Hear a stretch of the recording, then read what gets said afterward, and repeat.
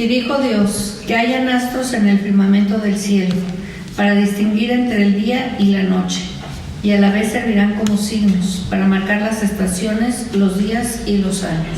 Ahora sí, si te fijas, ya está delimitando los astros. ¿Sí? ¿Por qué? Porque al principio no creó, nada más creó los cielos, el espacio. Ahí están. Creó la tierra, allí está. La luz y... Ahí estaba la luz, pero no hay una estación, no hay un año. ¿Eso qué hace? ¿Sí? Entonces, como hay una oxigenación perfecta, ¿qué tienen los árboles? ¿Cuál es su otoño?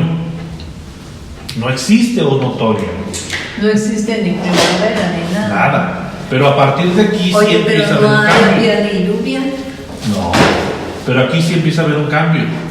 Porque ahora ya con esta creación del sol y la luna, ya te está diseñando las cosas para algo específico. Números 9, 6. Pero hubo algunos que estaban inmundos a causa de muerto, y no pudieron celebrar la Pascua aquel día, y vinieron delante de Moisés y delante de Aarón aquel día. Ahora, aquí en esta parte, eso dice, hubo algunos. Eso es algo parecido a lo que vemos aquí, la palabra iei, que está traducido como que dice que haya. Que había, de todo el pueblo, había unos, ¿sí? Entonces aquí, por eso te digo que esto ya existía. Aquí te está diciendo que haya, es decir, de lo que ya está hecho, que unos de ellos, iei, sean las luna y el sol.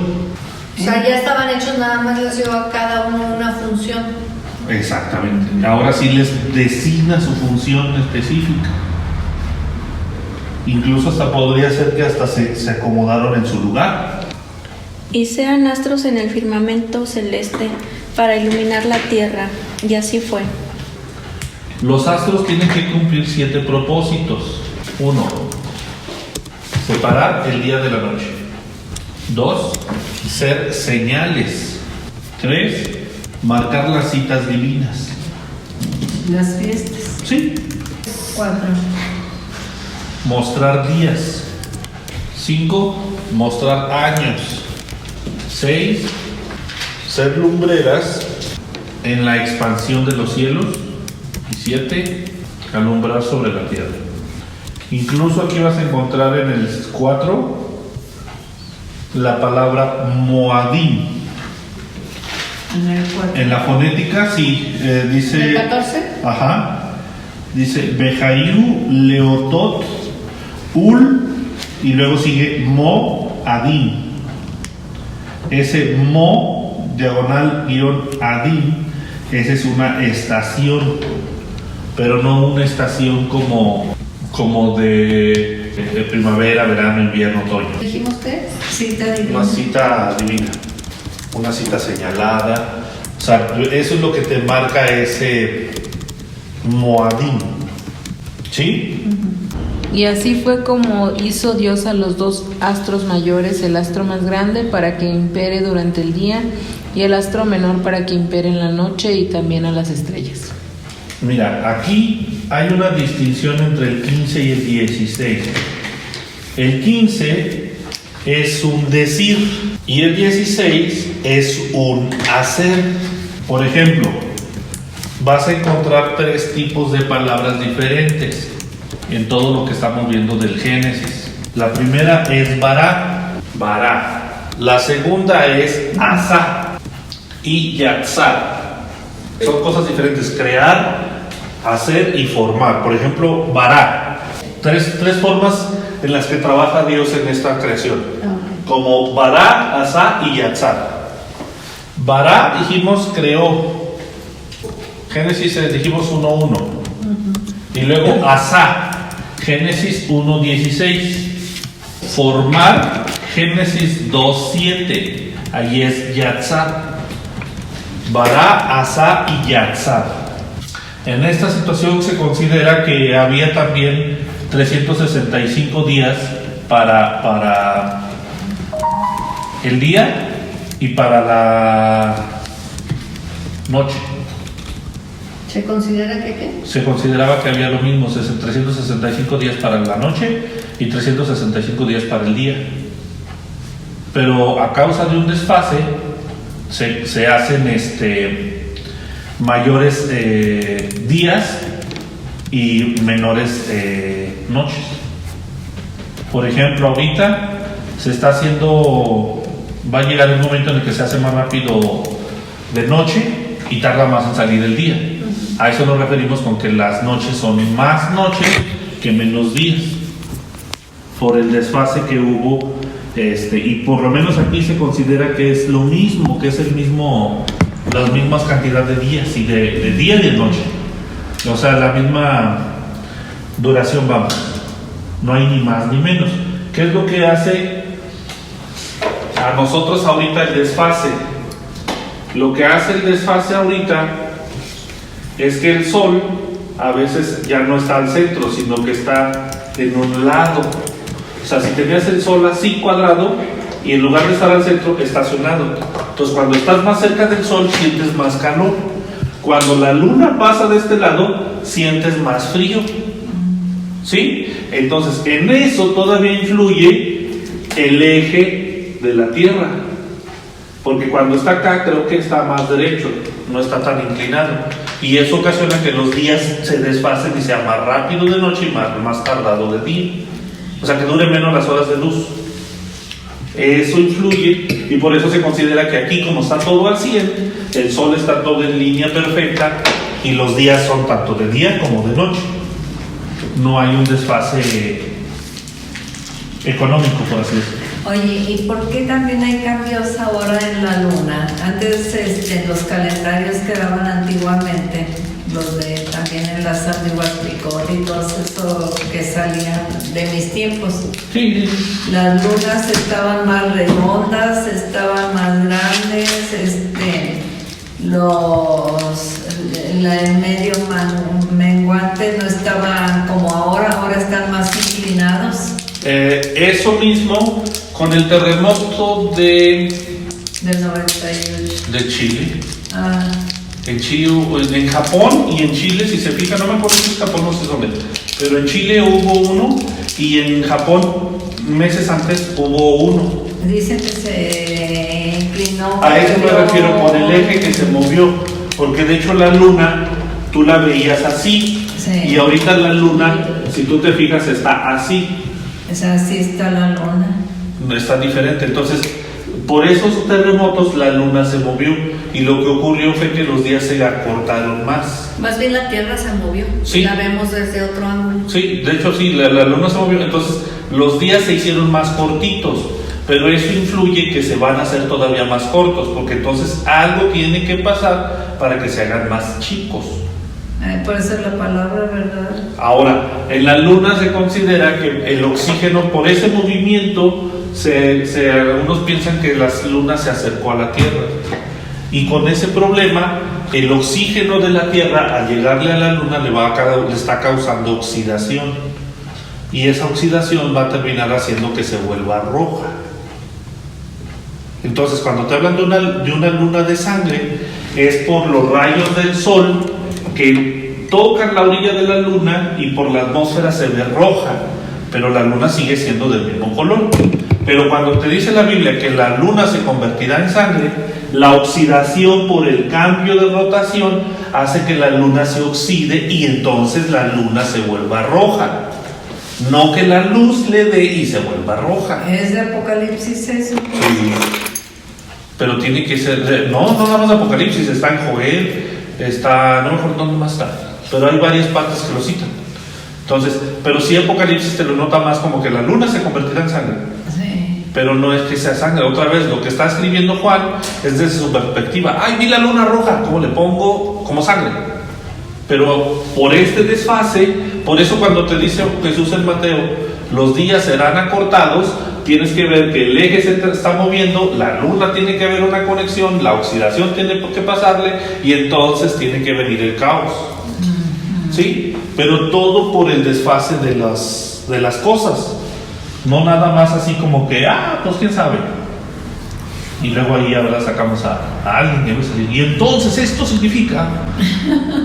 Pues fíjate, ayer estaba viendo un programa, Ajá.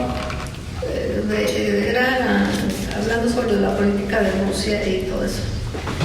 Pero decía que si Rusia lanzara un ataque nuclear, se iba y ahí otros respondían, aliados de, ¿cómo se llama el otro? ¿En Estados Unidos? No, Ucrania. del otro que está en conflicto, Ucrania. y se acabarían completamente con la humanidad. Y ahorita lo que dices, ¿Se acabarían qué? con la humanidad, la mayor parte de la humanidad. Entonces ahorita, imagínate una explosión de esas, pues haría que cambiar otra vez el eje, que se moviera. ¿Cuántos eran los de Hiroshima? Creo que fueron 13 kilotones. Y ahorita hay de 200 o no sé cuántos kilotones. Sí, imagínate que sean dos, o sea, una y una respuesta. Nada más para, o sea, porque para apaciguar. ni siquiera esperas a que caiga cuando tú ya Ya tienes la respondiste, y van a exactamente. caer los dos. Imagínate que como la cúpula de Israel, que lancen sus misiles y los destruyan. Quedan en el aire. Si quedan en el aire, forzosamente tiene que haber un movimiento. Si caen, ya sabemos que es otra cosa. Pero eso sí ocasionaría esto. Y sí es muy probable que ocurra. ¿Por Y qué? ahí ocasionaría el que el día se vuelva de noche por todo lo que genera eso. Pero eso lo que haría sería agilizar la situación, porque tienes que ver las trompetas. Y tienes que ver lo que ocurre con los... No, pues no quiere decir que ocurra ahorita, pero digo, son fenómenos que pueden pasar al cumplimiento de la palabra. O sea, no quiere decir que eso vaya a ser de aquí a unos días, no. Bueno, no sabemos. Oí a alguien decir, es que China tiene, ¿sabe cuántos millones de soldados que puede ser Gog? Sí, pero no estamos hablando que se van a pelear entre ellos. ¿Contra quién tienen que pelear? Contra el pueblo de Dios. Ahora, si la iglesia se va, pues contra ellos no van a pelear. Va a pelear contra los que son de Dios. Entonces no necesitas decir que es el ejército de China. Porque si China no cumple los estándares, tienes a todo el mundo y todo el mundo se puede convertir en ese ejército. No necesitas un país. Ah, sí es cierto. ¿Sí me explico? Porque la profecía no es contra No, la... porque si aparte si el pueblo está en todo el mundo regado en las cuatro Sí, esquinas. no puedes decir, es que se van a pelear entre ellos. No, se van a pelear contra el pueblo de Dios, no se van a pelear contra ellos. No necesitas entonces un solo país con ese ejército. Fíjate cómo lo vemos siempre desde nuestra perspectiva y nosotros, pero no como es. Bueno, 17. Nos sorprendió Dios en el firmamento del cielo para iluminar a la tierra. Si te fijas, lo suspendió, quiere decir que ya no están tal vez en su movimiento, que es lo que decíamos.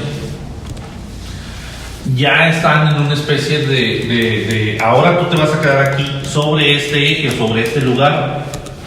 Y hay una división entre unos y otros. Luego el 18. Para que imperasen en el día y la noche y para distinguir entre la luz y la oscuridad. Y vio Dios que era bueno. Fíjate, para que imperen el día y la noche, no están para gobernar sobre personas. ¿Quién está estableciendo esto? ¿Quién les dio el nombre? Dios. Jeremías 31, 35 al 30. Así ha dicho Jehová, que da el sol para luz del día, las leyes de la luna y de las estrellas para la luz de la noche, que parte el mar y braman sus ondas. Jehová de los ejércitos es su nombre.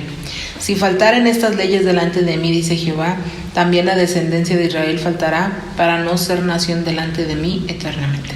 ¿Quién establece la luna y las estrellas? Dios. ¿Y qué te está diciendo ahí? Que si falta qué, Las leyes ¿de qué? De él. de Entonces, si eso falta que Dios lo establece y Dios le da nombre, ¿qué va a pasar?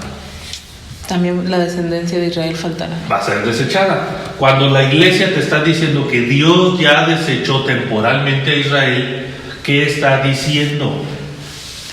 Que esto que estamos viendo que Dios establece y le da un nombre con unas leyes específicas, te está mintiendo.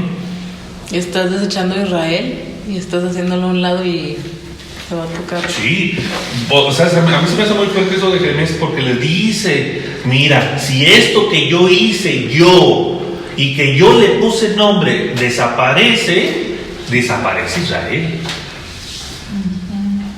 ¿Sí? Pero no puede ser, si la iglesia está sustituyendo temporalmente a Israel, entonces esas leyes no existen.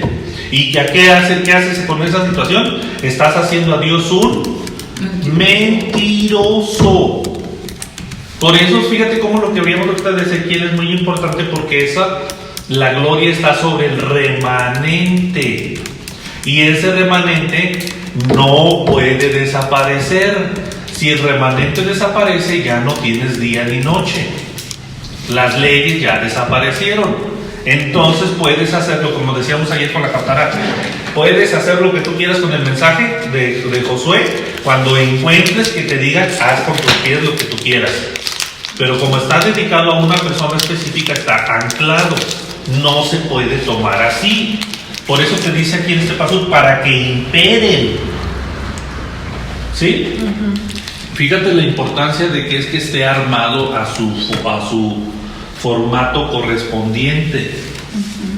No, pero yo hago lo que yo quiero. Y fíjate cómo ahorita que estamos viendo el video, cómo te explica lo que es la gloria, y ni siquiera sabemos lo que es la gloria. Yo tenía la idea en mí, como que la gloria era como que ese resplandor de así que emana, ¿no? O sea, de lo que es la presencia del Señor, que para mí eso era la gloria.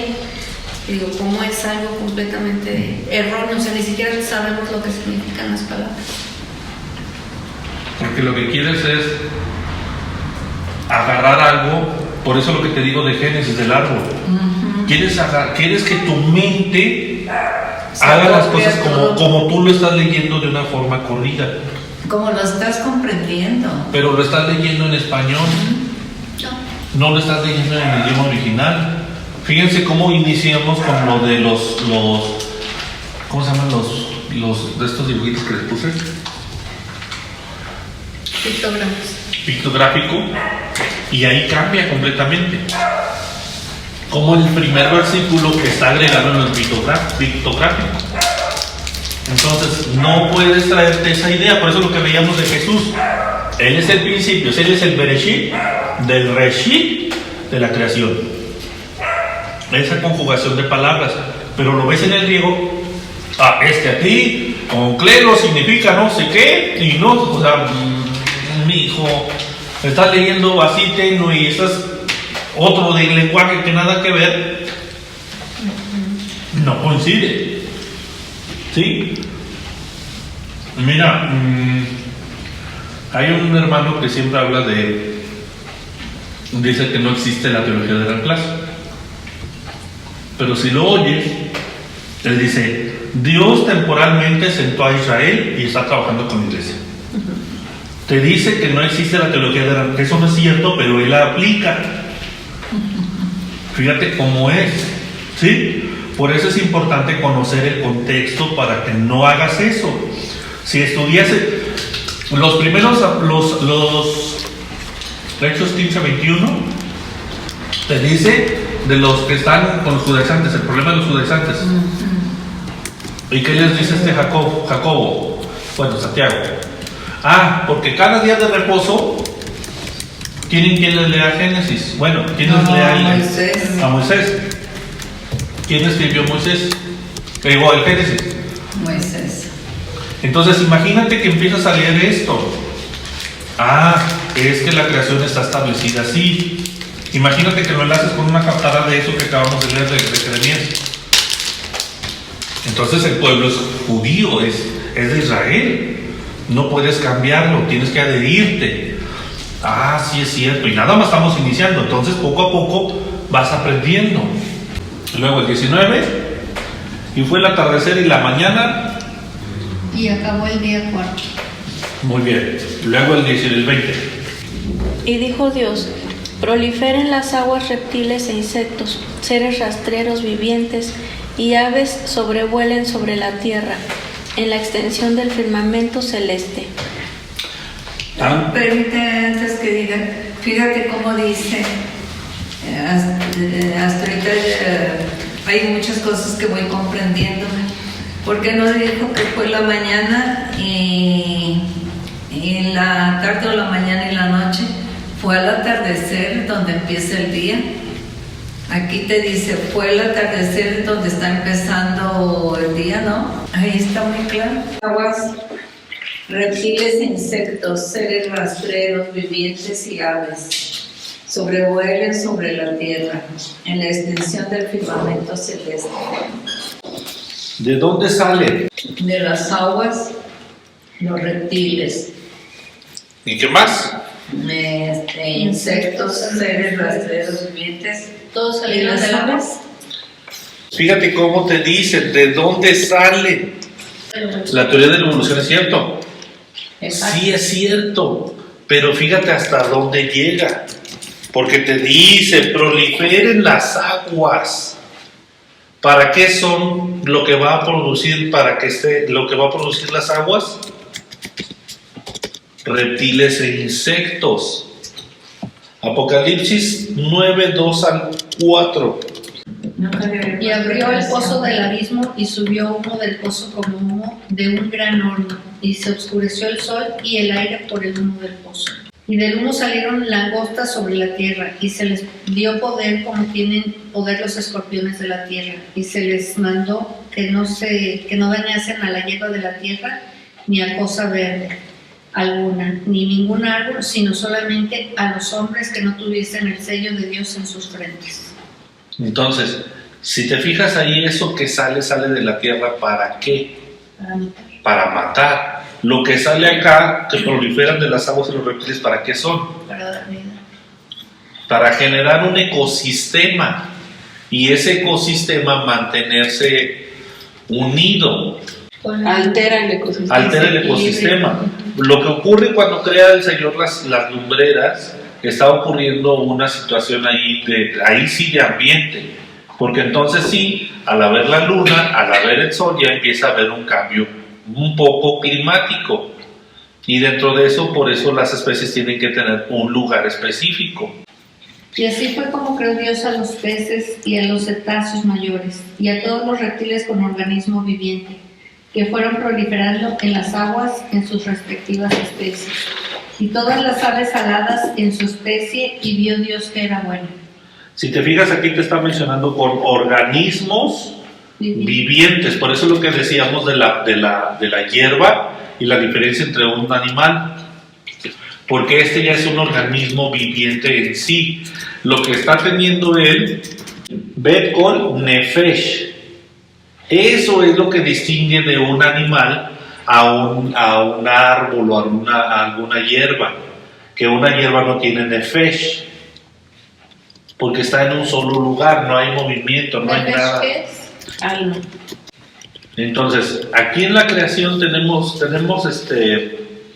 esta palabra que estamos hablando, bara, que es crear, aparece nada más en 3 tipos de cosas. La primera en la creación de los cielos, bara Elohim, y empieza a decirte. La segunda vez que aparece es aquí, la creación de los grandes monstruos. ¿Por qué? Porque aquí necesita crearse una nefesh. En el caso de lo primero que se crea del mundo, no necesita nefesh. ¿Qué es? Es algo normal que no tiene una alma. Pero a partir de aquí necesita un elemento extra. ¿Cuál es? Una nefesh. ¿En dónde dice vara, dijiste? En versos atrás. Aquí en el 21 te dice Vaibra Elohim. Y así fue como creó. ¿Verdad? Ajá. Ajá. Dijimos que es Bara. Es Bra, no nada más. Aquí puede ser Bra o Vaibra, porque está hablándote de un sentido de el hecho de que está haciendo algo. ¿Vaibra proviene de vara? Sí, porque también tiene esa misma connotación. La segunda vez que ocurre una creación es con el hombre. ¿Por qué? En el mundo tienes una cosa, materia. Cuando creas un animal, tienes animal y tienes nefesh. un alma, pero no hay una conciencia, no hay no es un ser humano, vamos. Y luego cuando creas al hombre, ahí tienes que crear otro nivel. ¿Cuál es ese otro nivel? Un espíritu. Ahí va un espíritu vivificante. Podríamos decir que también el animal tiene un espíritu vivificante porque vive, pero no tiene un espíritu. No, sí, no, la diferencia es que no hay conciencia. Exactamente. Entonces, la primera vez que está Bará es con la tierra. El segundo es con el animal y el último es con el hombre. Pero si te fijas, el hombre está formado de las tres cosas. Entonces estas son las tres ocasiones en las que se utiliza vara cuando crean Algo que no existe. Okay. Vara. A partir de lo que existe, comienza a crear lo demás. Por ejemplo, la tierra no existe, él la tiene que crear. Y creó Dios los cielos y la tierra. Ya tienes materia. Entonces, para el hombre tienes que tener ahora otro elemento más para que sean los tres de uno. Espíritu. Oye, pero fíjate cómo, si aquí te dice claramente que de las aguas salió todo eso, nosotros Eso de decir, no, es que la evolución es un pecado, es que ni siquiera lees la Biblia. Claro, el problema ¿cuál es? Que ¿cómo se llama este tipo? Darwin. Sí, él. Lo que hizo fue que él sí atinó. Tan fácil que era que leyera el versículo. Ahí está. Pero su problema ¿cuál fue? Creer que eso se va dando constantemente durante todo el tiempo. ¿Cuántos años hace que lo instauró y qué ha habido de cambios? nada. Sin embargo, sí hay una adaptación de una especie a otra cuando lo llevas, por eso les digo, a otro lugar. Ese es un desequilibrio del ecosistema, porque lo estás llevando y cambia a veces su hábito alimenticio, porque no tiene lo que se supone que tenía en su hábitat original. Pero lo que hace Darwin es aplicarlo a que todo el tiempo está cambiando. No cayó en un error. Simplemente el cristiano está diciendo, eso no es cierto, porque no quiere ver las cosas como realmente te dice la Biblia que pasa. ¿Sí? Pero no es, otra vez, Darwin la regó, pero dijo la verdad y el cristiano dice que no es cierto, aunque la Biblia diga que sí es cierto. Pero fíjate cómo es no ir más allá. Y siempre tenemos el problema de creer, de imaginar lo que yo quiero. Porque alguien te dice, no, es que la evolución es un pecado. No, es cierto. Así fue evolucionando. Pero eso se da en un principio. Ahora, por eso, si es en un solo día, tuvo que llegar en una misma orden, como lo que vimos de una célula, dividirse. Es como cuando tienes agua estancada en tu casa. Salen ¿Por qué tienen que salir mosquitos si se supone que es agua? y zancudos. Ahora, imagínate que son miles de años. Porque esa célula no cambió de la noche a la mañana. No, y están en un ecosistema grande. Aquí puedes salir en una cubetita. Eso que mencionas. Ahora imagínatelo sin el problema del calor, de la lluvia, del sol, de nada. Un ecosistema perfecto, una oxigenación al 100. ¿Por qué no saldrían los animales a lo mejor más rápido? O sea, imagínate en un buen ecosistema, ¿cuánto no sería la velocidad que trajera o que la cosa esta funcionara? Por eso es lo que les digo, no creó el árbol, tuvo que crear una célula. Una semilla. En el caso del animal no creó el animal grande, no, tuvo que crear la célula que va a producir lo demás, porque ese es el camino que se tiene que recorrer hasta llegar al punto final. El punto final es el árbol, no la semilla, porque el árbol no regresa a la semilla, es a la inversa. Ese es el orden correcto, el mishpat, el debido proceso. Si tú alteras el proceso, tú entonces, ¿cómo lo consideras ahí? No se puede. ¿Sí me explico? 22. Y los bendijo Dios diciendo, creced y multiplicaos, y llenad las aguas de los mares, y las aves se reproduzcan en la tierra. Aquí aparece por primera vez la bendición sobre los animales. ¿Por qué Dios bendice a los animales y no bendice a las plantas? ¿Has visto eso de que las noticias andan con que descubrieron El eslabón perdido, el hueso perdido entre el hombre y el mono. ¿Qué estás leyendo aquí? ¿Ya se creó el hombre? No. Entonces, ¿por qué siempre van a encontrar el hueso de un mono antiguísimo antes que el hombre? Porque el hombre no existe. Lo primero que se creó fue el mono. Lo primero que se creó fueron los animales. Entonces, cuando el científico dice, acabamos de descubrir un hueso que es antes del ser humano, que tiene cientos de millones, y hacen los caras todos así, el paleozoico, el mesozoico, el no sé qué, Homo sapiens. el Homo sapiens, es eso está desde un principio, antes del hombre. Nunca van a encontrar al hombre primero porque no existe el hombre. ¿Por qué están bendiciendo a estos animales? Sí, porque tienen un alma, pero dos, porque ¿qué necesita fíjate cómo la bendición es para crecer y multiplicarse. Porque esa bendición no viene para las plantas. Porque una planta... ¿Por qué una planta no necesita la bendición? Porque una planta no se reproduce con otra planta. No tienen relaciones. ¿Qué es lo que ocurre? Tiene que haber aire. Las